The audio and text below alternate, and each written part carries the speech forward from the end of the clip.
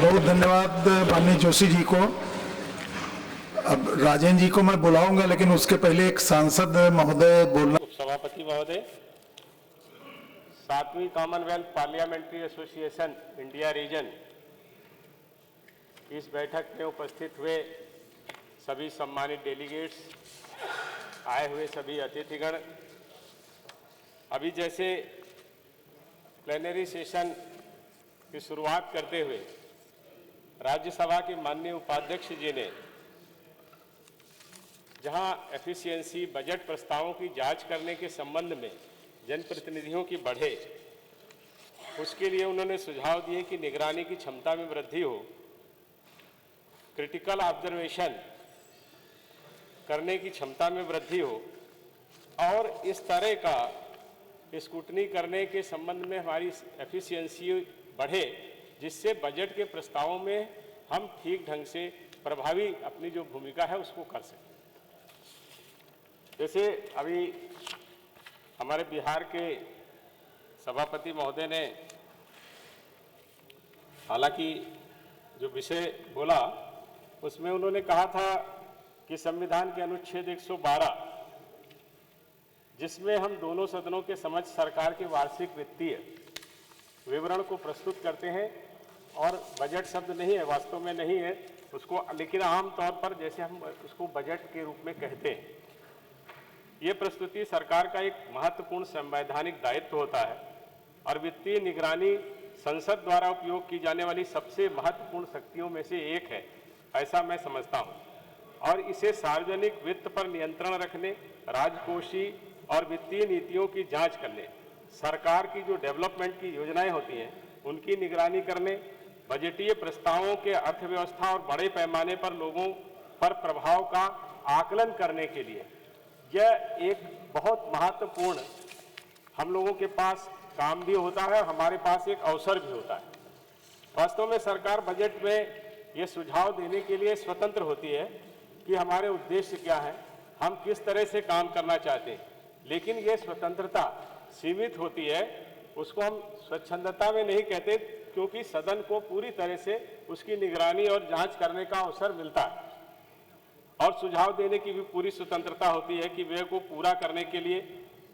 राजस्व कैसे जुटाया जाए, ये सरकार तय करती है, लेकिन उस पर पूरा परीक्षण करने और उसकी स्क्रूटनी करने का अधिकार सदन के सभी सदस्यों को होता है। बजटीय प्रक्रिया की जवाबदेही और पारदर्शिता सुनिश्चित करने के लिए हमारा संविधान 3 महत्वपूर्ण सिद्धांत हमको देता है। पहली बात, जो अनुच्छेद 265 में ये कहा गया है कि कानून के प्राधिकार के बिना कोई कर ना तो लगाया जाएगा ना एकत्रित किया जाएगा।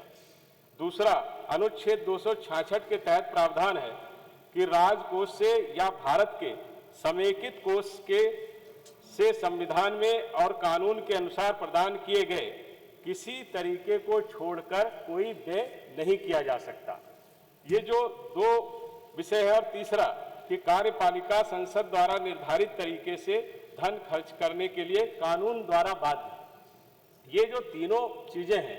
ये हमको ये अवसर देती हैं कि जब हम उसकी स्क्रूटनी करें तो इन तीनों सिद्धांतों पर उसको बजट को हम कसौटी पर कस सकते हैं। जैसे भी बहुत सारे हमारे साथियों ने कहा कि बजट का वास्तव में बहुत बड़ा होता है, उसको पढ़ना संभव नहीं होता है, लेकिन अगर हम इन 3 पॉइंट को लें जो अनुच्छेद 265-66 में कहा गया है और कार्यपालिका के द्वारा जो पैसा खर्च किया जा रहा है उसको अगर हम ध्यान रखें तो निश्चित रूप से उसका एक ठीक ठाक परिणाम हम लोग प्राप्त कर सकते हैं और कम समय में कम अध्ययन के बाद भी मिल सकता है। हालांकि सार्वजनिक व्यय पर संसदीय नियंत्रण केवल देश के प्रशासन को चलाने के लिए सरकार द्वारा आवश्यक धन संबंधी मतदान तक नहीं सीमित है। निरीक्षण करने का हमारा अधिकार है। प्रत्येक जनप्रतिनिधि, चाहे वो पक्ष में बैठा हो या विपक्ष में बैठा हो, उसकी स्क्रूटनी कर सकता है। लेकिन अब यही होता है कि स्क्रूटनी करने का आधार हमारा क्या हो। तो जैसे मैंने कहा, जो 3 विषय लिए, उसके अलावा सरकारी धन का दुरुपयोग तो नहीं हो रहा। जिन योजनाओं के लिए उस धन का प्रयोग करने की अनुमति हमने बजट में दी है, उसके कितने दुरुपयोग होने की संभावनाएं हैं, कहां तक जो योजनाएं हैं वो कहां तक हम उनको ले जा करके उस बजट को ठीक ढंग से प्रभावी तरीके से हम उसको कर सकते हैं, ये काम हमको करना होता है। आमतौर पर इसके लिए संसदीय समितियां होती हैं जो अनुदान मांगों के साथ साथ बजटीय जो प्रावधान होते हैं उनकी समीक्षा करती हैं। लेकिन जो 24 स्थायी समितियां हैं उसके अलावा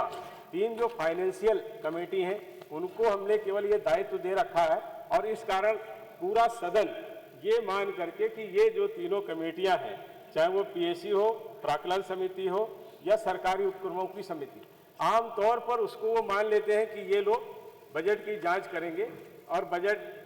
की जो हमारी सीएजी की रिपोर्ट्स आएंगी उनकी जांच करेंगे, और बजट के समय में हम लोग उस पर जो इस तरीके से चर्चा करनी चाहिए वो नहीं कर पाते। इसको करने की आवश्यकता है। हमारे जैसे अभी राज्यसभा के उपाध्यक्ष जी ने उन बातों को बड़े विस्तार से रखा था कि किन बातों के माध्यम से हम जनप्रतिनिधियों की बजटीय स्क्रूटनी की क्षमता को बढ़ा सकते हैं। तो उन्होंने कई बिंदु रखे हैं, उन्हीं के माध्यम से मैं भी ये कहना चाहूँगा कि हम अगर ये 4-5 बातें मेरे भी दिमाग में आई हैं जो मैं चाहता हूं कि अगर इनके माध्यम से हम लोग करेंगे तो हम अपने जनप्रतिनिधियों की क्षमता को बढ़ाने का जो हमारा प्लेनरी सेशन का सब्जेक्ट है, जैसे उन्होंने ये है कि आर्थिक कानून, डिग्री और विनियमनों में प्रारूप में गुणवत्ता में सुधार की आवश्यकता है। जैसे अब अभी ये बड़े जटिल कानून होते हैं, थोड़ी देर पढ़ने के बाद, जैसे मैं तो अभी नया सदस्य हूँ, बहुत ज़्यादा मेरा अनुभव नहीं है। भाई साहब के साथ एक बार विधानसभा में मैं यहाँ रहा हूँ, उसके बाद लोकसभा में मैं दूसरी बार हूँ, लेकिन मेरा उतना अनुभव नहीं है। लेकिन जब मैं पढ़ने हम लोग बैठते हैं तो जब कानून को पढ़ते हैं तो वो सरलता से समझ में आए, इसकी व्यवस्था सदन के द्वारा करनी चाहिए। क्योंकि जब जटिल होता है तो थोड़ी देर पढ़ने के बाद होता है कि अब ये हटाओ, फिर बाद में देखेंगे, दूसरे किसी तरीके में हम चले जाते हैं। दूसरी जो टेक्निकल सहायता की बात हमारे उपसभापति महोदय ने विषय को प्रस्तुत करते समय रखी थी, ये वास्तव में तकनीकी सहायता भी बजट प्रावधानों को समझने में जनप्रतिनिधियों को मिले, इसके लिए हम लोगों को सदन के जो हमारी पीठ है उनके द्वारा प्रयास करना चाहिए। मैं इसमें एक बात जोड़ना चाहता हूं, हमारी लोकसभा की जो पूर्व अध्यक्ष थी और वर्तमान अध्यक्ष सुमित्रा महाजन जी एक श्री नाम की संस्था चलाती थी, जिसके माध्यम से जो लोकसभा के हमारे सांसद थे, राज्यसभा के सांसद थे, उनको जो ऐसे जटिल विषय आते थे उनके बारे में जो विशेषज्ञ लोग होते थे उनको बुला करके हम कानून को कैसे सरलता से समझ सकें उस पर हम लोग काम करते थे। अभी हमारे जो इस समय वर्तमान अध्यक्ष हैं उन्होंने भी इस परिपाटी को प्रारंभ किया है, और हम लोगों ने ये प्रयास किए हैं कई बार जब बजट आने वाला होता है या कोई विधेयक आता है उससे ठीक पहले वो हम लोगों को इस तरह के एजुकेशनल सामग्री मिल सके, उसके बारे में जानकारियां हो सके, और जब हम बहस करने के लिए उतरे तो हमारे पास पर्याप्त बातें हों और अपने विचारों के साथ हम उस चीज़ को किस ढंग से कह सकते हैं और उसकी विवेचना करके ठीक ढंग से वो चीज़ आ जाए, इसके लिए हम लोगों के लिए ये भी शुरू किया गया। मैं समझता हूँ कि विधानसभा स्तर पर भी ये योजनाएं चलती होंगी और ऐसा है, ऐसा सभी विधानसभाओं में है, हमारे यहाँ में है। जी जी, तो भी लेकिन इसमें अभी थोड़ा कठिनता है। इसको मैं माननीय उपसभापति महोदय यही चाहता हूँ कि इसको और सरल बनाया जाए जो जटिल कानूनी प्रावधान है। दूसरा, इसमें जो हमने ये कहा कि राजनीतिक दलों में, जैसे अभी जोशी साहब ने इस बात को कहा, राजनीतिक दलों में हम लोगों को एक बेहतर समझ आपस में डेवलप करने की आवश्यकता है। और सुबह नेता प्रतिपक्ष उत्तर प्रदेश विधानसभा उन्होंने भी इस बात को हल्का सा छुआ था, उन्होंने इस बात को कहा था, और हमारे सभापति जी ने भी इस बात को उस समय कहा था कि अगर हम लोग साफ मन से, ठीक ढंग से, और जब सबका उद्देश्य ही एक है कि ये देश आगे बढ़े, समाज आगे बढ़े और लोगों के जीवन में परिवर्तन हो, तो वैसी स्थिति में हमारा जब उद्देश्य एक है तो हम क्यों ना एक ही कार्य प्रणाली पर भी कहीं ना कहीं पर सहमत हो जाए। अगर हम उस कार्य प्रणाली पर सहमत हो जाते हैं और निष्कर्ष निकाल करके, उसमें मैं ये नहीं कहता कि सत्ता पक्ष या विपक्ष दोनों लोगों को कहीं ना कहीं एक कदम आगे एक कदम पीछे करने की आवश्यकता होगी। जहां पर ऐसे लगे कि हाँ ये हमसे बेहतर सलाह दे रहे हैं तो उसको स्वीकार करने में अगर हम तैयार रहेंगे तो निश्चित रूप से एक कार्य पद्धति अगर बनेगी तो हम लोगों को उसमें सफलता मिलेगी। दूसरा, हमारा जैसे इस समय ये बताया गया था कि आर्टिफिशियल इंटेलिजेंस की वो आज जिस तरह से दुनिया बहुत तेजी से आगे बढ़ रही है,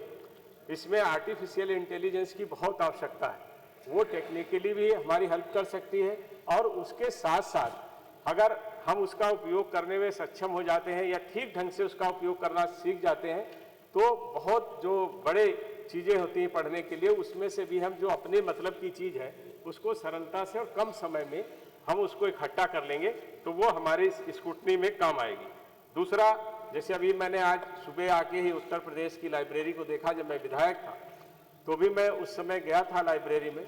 उस समय लाइब्रेरी की बहुत अच्छी स्थिति नहीं थी। आज मैंने जब लाइब्रेरी देखी, मैं थोड़ा जल्दी आ गया था, समय था,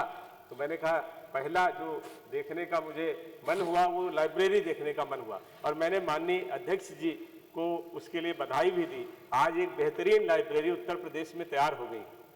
ऐसी सभी विधानसभाओं में पुस्तकालयों में इस तरह का हम लोगों को संसाधन उपलब्ध कराए जाए। हम लोगों को ऐसा पढ़ने लिखने के लिए इस तरह की पुस्तकें और जो सहायक सामग्री हो, उसको हम लोगों को अगर मिल जाएगी तो उसको भी हम करेंगे। अनुसंधान और विश्लेषण की संस्थाओं की बात जैसे मैंने शुरू में कही, जैसे लोकसभा में चल रही है, माननीय अध्यक्ष जी ने बताया कि सभी विधानसभाओं में भी चल रही है। उसके साथ साथ हम लोगों ने, जैसे अभी हमारे जब माननीय वित्त मंत्री जी अरुण जेटली जी थे, उस समय मुझे उनके साथ काम करने का अवसर मिला था। उन्होंने एक नई परिपाटी शुरू की थी। उन्होंने सभी सांसदों से ये कहा था कि बजट से पूर्व आप लोग अपने सुझाव दीजिए, और उस पर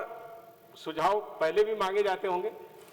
उन्होंने उन सुझावों को लिया, एक औपचारिकता के तौर पर नहीं लिया, उन्होंने उसको पढ़ा लिखा और उसमें कैसे उसको बजट में शामिल कर सकते हैं। वो मुझे विश्वास इसलिए हुआ क्योंकि मैंने एक सुझाव उनको दिया था, उस सुझाव को उन्होंने बजट में भी शामिल किया, और उसके बाद मुझे पत्र भी लिखा था कि आपके सुझाव पर हमने इसको बजट में शामिल किया। तो ये एक जो नई परिपाटी शुरू हुई थी, ये एक अच्छी और पहल हो सकती है। जैसे अभी हमारे प्रधानमंत्री जी ने ये बजट का समय बदला। पहले एक अंग्रेजों के समय से ही एक चला आ रहा था कि रेलवे का बजट अलग होता था, जनरल बजट एक अलग होता था, उससे बहुत सारी असुविधाएं होती थी। जो हम फरवरी के लास्ट में बजट पेश करते थे उसमें असुविधा होती थी। तो अभी हम लोगों ने दोनों बजटों को एक में भी मिलाया,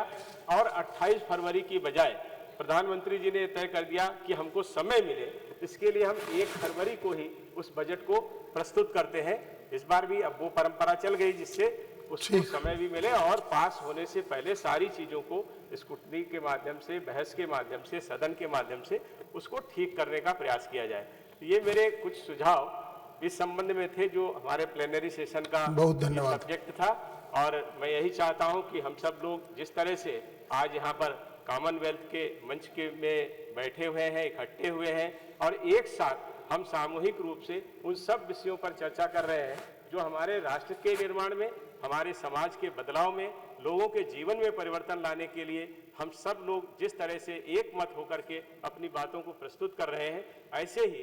एक सामूहिक कार्य प्रणाली मैं चाहता हूं लोकसभा से लेकर के विधानसभाओं तक विकसित हो और जनप्रतिनिधियों की क्षमताओं में वृद्धि हो। ये मेरे कुछ सुझाव थे जो मैंने आपके बीच में रखे। बहुत बहुत धन्यवाद। बहुत धन्यवाद अजय जी।